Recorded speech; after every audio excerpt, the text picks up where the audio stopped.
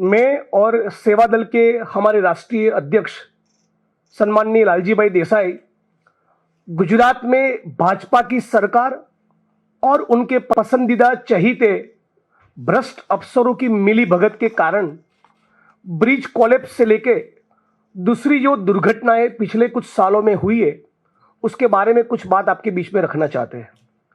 आपने देखा कि कल ही गुजरात के बड़ौदा और आणंद दो सिटीज को जोड़ने वाला गंभीरा ब्रिज भ्रष्टाचार के कारण कोलैप्स हुआ।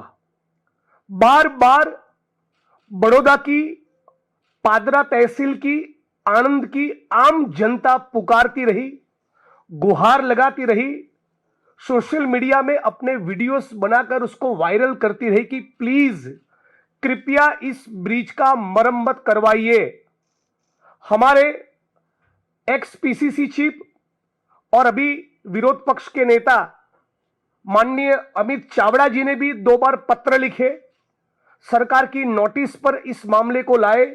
सरकार को बार बार उन्होंने भी विनती किया कि इस बात का कॉग्निजेंस लीजिए, ये ब्रिज की मरम्मत की जरूरत है, कोलैप्स हो सकता है, जाने जा सकती है। उसी प्रकार से हर्षद सिंह परमार नाम के ग्राम पंचायत के एक सदस्य ने 4 अगस्त 2022 के दिन भी पत्र लिखा था कि यह ब्रिज कोलैप्स हो सकता है, बहुत जर्जरित परिस्थिति में है, आप इस बात का संज्ञान लीजिए। फिर भी भाजपा की सरकार ने और आरएनबी के अफसरों ने एक न सुनी, जिसका नतीजा यह है कि कुछ मिनट पहले ही कलेक्टर महोदय ने ऑफिशियली अनाउंस किया कि अब तक 16 लोगों की मृत्यु हुई है और 7 लोग अभी तक लापता है। ब्रिज कोलैप्स होने के करीब 50-55 मिनट तक सोनलबेन पडियार नाम की एक महिला गिड़गिड़ाती रही कि प्लीज रेस्क्यू करिए, मेरे बेटे को कोई बचाइए, मेरा बेटा डूब गया है, मेरे परिवार के सदस्य जीवन मरण के बीच में है, कृपया उनकी मदद करिए। मछुआरे जो लोकल वहां पर मौजूद थे उन्होंने रेस्क्यू का काम किया। बाद में तंत्र करीब 55 मिनट 1 घंटे के बाद पहुंचा। इसी प्रकार से करीब 3 साल पहले, जैसा कि आप जानते हैं कि मोरबी में ब्रिज कोलैप्स हुआ, उसकी भी पहले सूचना दी थी। उसके बारे में भी आम नागरिकों ने और कुछ अफसरों को पता था कि यह ब्रिज कोलैप्स हो सकता है, उसमें उसको वर्किंग कंडीशन में नहीं लाया जा सकता। लेकिन फिर भी सरकार ने, लोकल एडमिनिस्ट्रेशन ने कुछ न सुनी। नतीजा यह हुआ कि 135 लोगों की मौत हो गई। ठीक 1.25 साल पहले राजकोट शहर में टीआरपी गेमिंग जोन में भी फायर एक्सटिंग्विशर और दूसरी परमिशन के बिना ही पूरा गेमिंग जोन चल रहा था। राजकोट की आम जनता, कुछ सीनियर सिटीजन्स ने भी सरकारी तंत्र की नोटिस पर इस बात को लाए थे कि प्लीज संज्ञान लीजिए, यहां कोई दुर्घटना हो सकती है। फिर भी राजकोट की पुलिस ने, प्रशासन ने, भाजपा की सरकार ने एक न मानी। इसी प्रकार की दुर्घटना हुई बोट पलटी खाने के कारण ठीक 1 साल पहले बड़ौदा शहर में।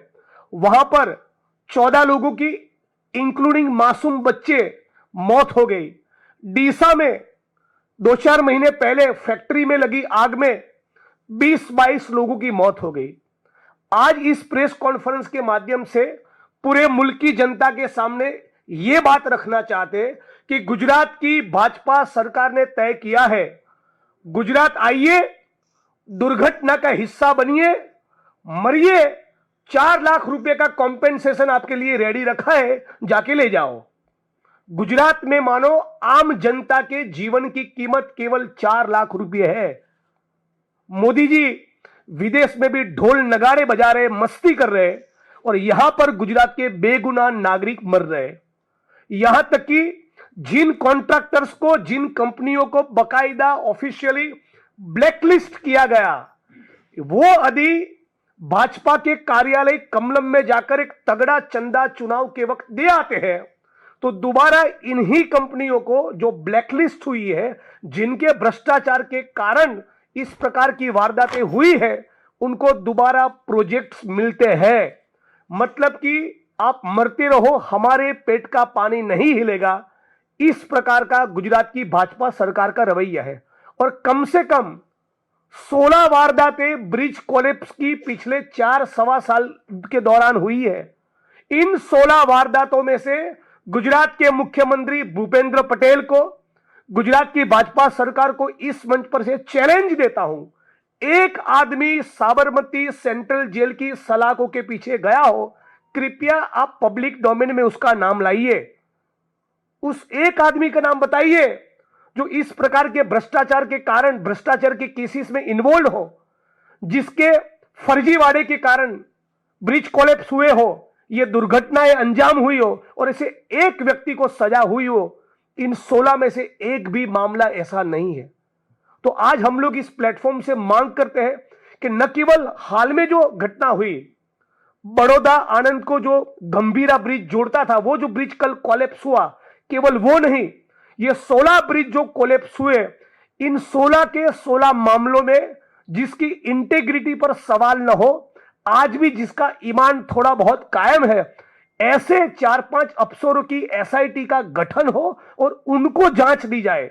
अब तक क्या हुआ है, इन 16 में से कुछ मामलों में मुकदमे दर्ज हुए, चार्जशीट हुई, राजकोट के अग्निकांड का मामला हो, बड़ौदा में बोट पलटी खा गई, बच्चे मर गए, वो हरणी कांड का मामला हो, टीआरपी गेमिंग जोन का मामला हो, या मोरबी ब्रिज कोलैप्स का मामला हो, या सूरत में तक्षशिला का मामला हो, जो पुलिस के अफसर शराब के अड्डों में से, जुओं के अड्डों में से, बड़े बड़े लैंड डील में से और ड्रग्स के काले कारोबार में से तगड़ी कमाई करते हैं, जो भाजपा के इशारों पर नृत्य करते हैं, जो चुनाव के वक्त भाजपा को जिताने की सुपारी लेते हैं, ऐसे ही compromised, spineless, corrupt to the core अफसरों को इन तमाम मामलों की जांच दी जाती है।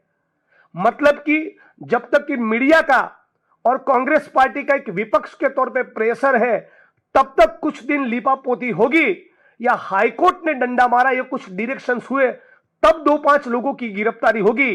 वो केवल छोटी मछलियों की गिरफ्तारी होती है। बड़े मगरमच्छ जिनके तार कमलम और भाजपा से जुड़े हैं, इन बड़े मगरमच्छों को छोड़ दिया जाता है। यह गुजरात की परिस्थिति है। तो मैं दोबारा यह बात दोहराना चाहूंगा, गुजरात के मुख्यमंत्री यदि इन 16 मामलों में नॉन करप्ट, जिसकी इंटेग्रिटी इंपेकेबल है, जिनका ईमान कायम है, जो ठीक से जांच करने के लिए सक्षम है, यदि ऐसे अफसरों की जांच टीम का गठन नहीं करते, तो हम लोग आने वाले दिनों में सड़क पर उतरकर यह मांग करेंगे कि आरएनबी के जो प्रिंसिपल सेक्रेटरी है, वो आरएनबी डिपार्टमेंट मुख्यमंत्री के पास है, इसलिए मुख्यमंत्री और इन तमाम मामलों में लीपापोती करने के लिए जो एक्सपर्ट है, वो गुजरात के गृह मंत्री, इन दोनों के इस्तीफे की हम लोग इस प्लेटफॉर्म से मांग करते हैं। आगे की बात लालजी भाई देसाई करेंगे।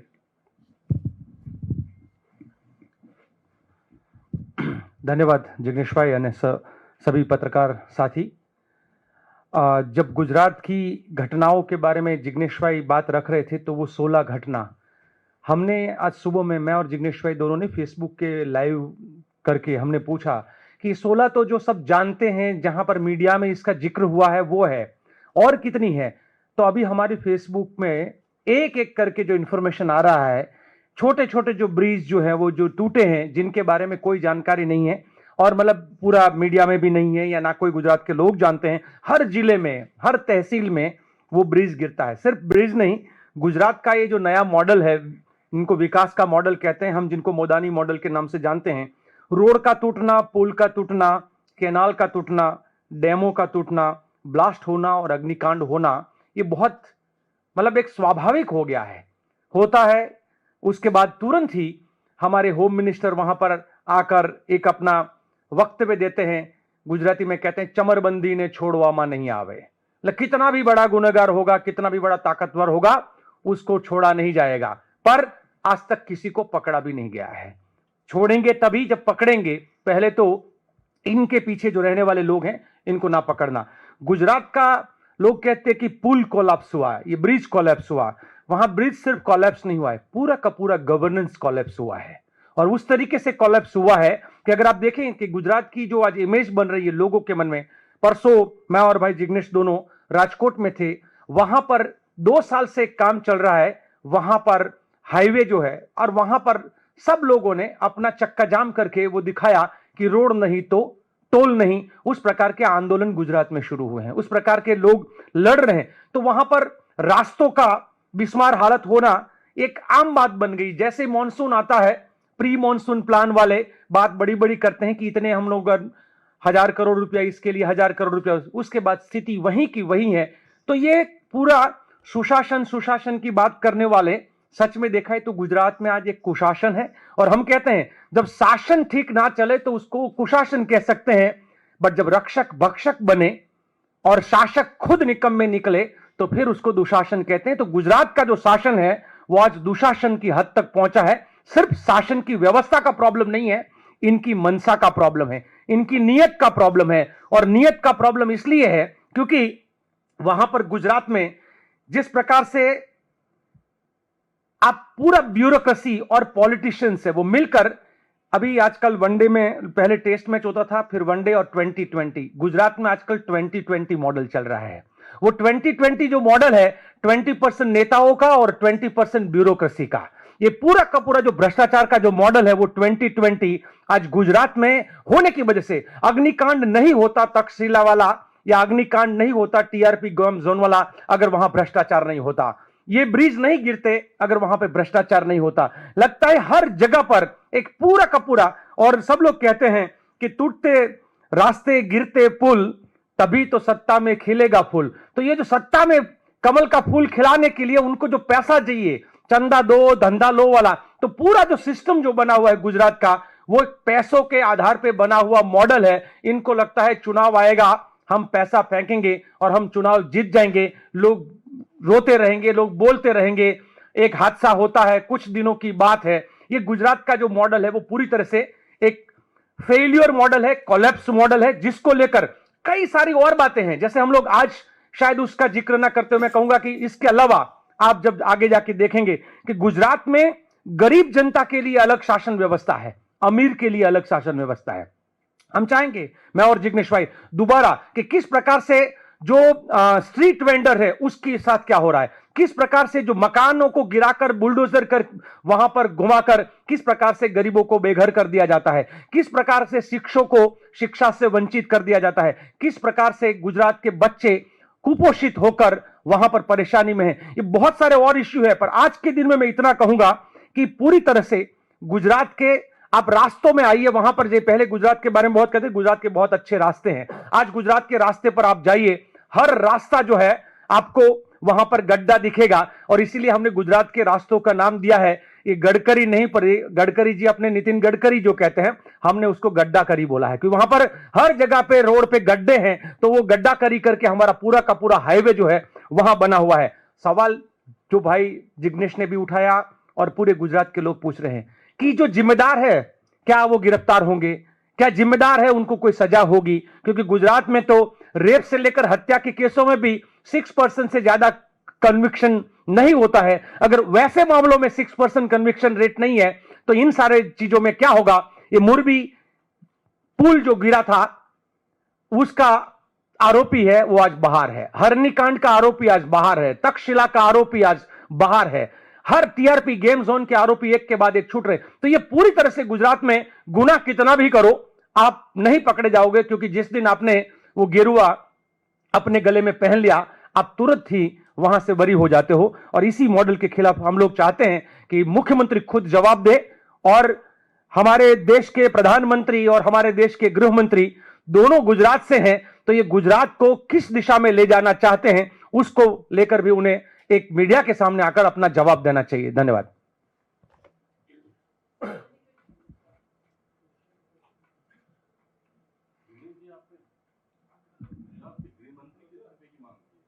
बिल्कुल, क्योंकि इन सारे मामलों में जो लिपापोती है वो तो वही करते हैं।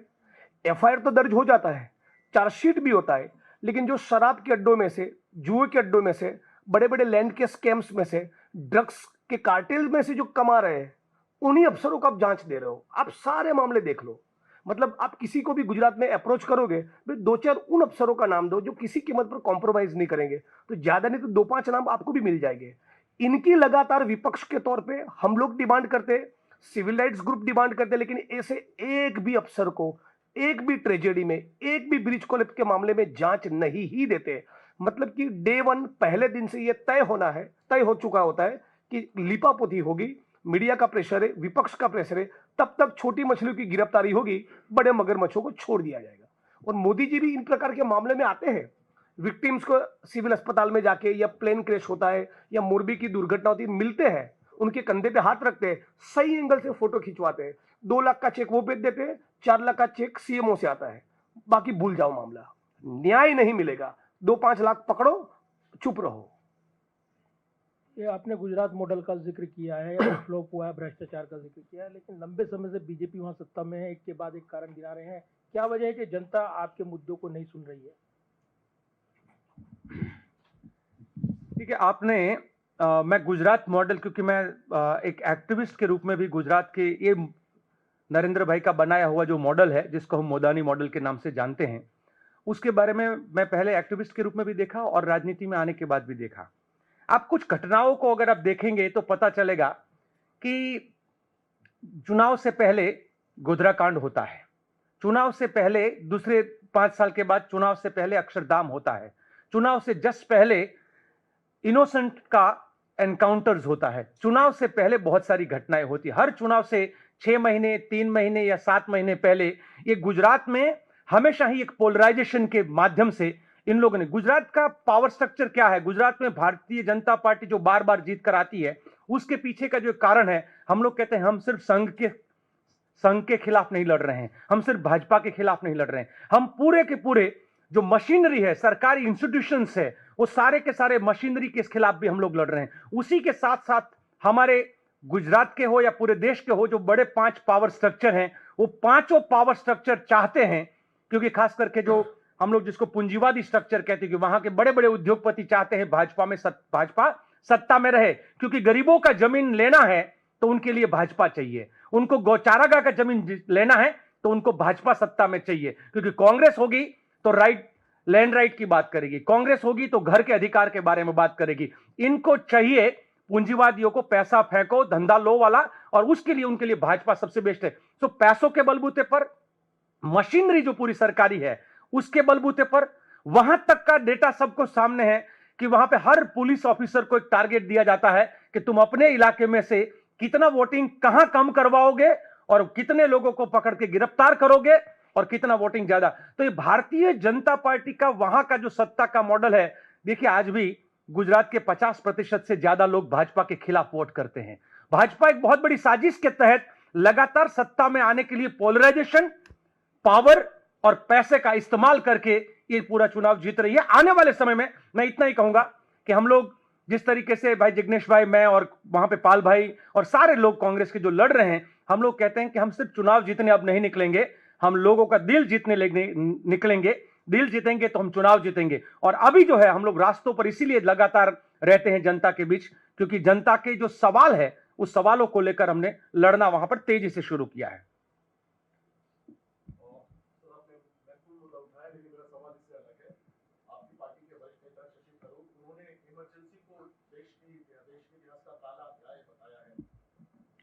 आज मैं इस मुद्दे पर कमेंट नहीं करूंगा। और गुजरात के मुद्दे इतने बर्निंग है कि हम कोई और मुद्दे को डाइवर्ट होने की जगह पे गुजरात के लोगों के जब दिल के और उनकी जलती समस्या जो है, ज्वलंत सवाल है, हम और समस्या पर जाकर अपने गुजरात के मुद्दे को कमजोर नहीं करना चाहेंगे। लेकिन लालजी भाई, आप कह रहे हैं कि उन मुद्दों पर आप बात नहीं करेंगे, लेकिन सवाल ये है कि आप जिन मुद्दों को कह रहे हैं उस पर आपके भी कांग्रेस के बड़े नेता सवाल उठा रहे हैं। शशि थरूर का ही मैं जिक्र करूंगी, वो प्रधानमंत्री की कभी तारीफ करते हुए लेख लिखते हैं, कभी इमरजेंसी को लेकर लेख लिखते हैं, तो सवाल तो बनता है ना। और अघोषित कटौकटी के बारे में, अघोषित इमरजेंसी है, हम तो उसके बारे में चर्चा करेंगे। हम तो 25 साल से गुजरात के लोग शिकार हैं अघोषित इमरजेंसी के, क्यों ना हम लोग उसके बारे में चर्चा करें।